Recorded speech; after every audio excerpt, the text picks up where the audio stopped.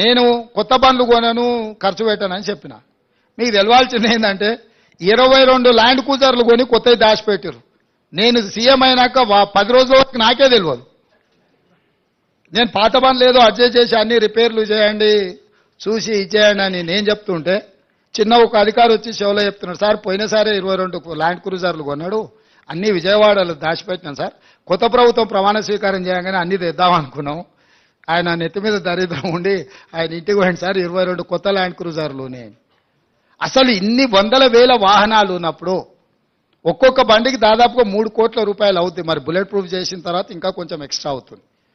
22 కొత్త ల్యాండ్ క్రూజర్లు చెప్పా పెట్టకుండా కొని దాచిపెట్టిన కేసీఆర్ మూడోసారి కూడా వస్తాడు. అన్ని అందరూ 22 అంటే ఆయనకు ఆయన వంది మాగతులకు అందరికీ ఉండడానికి.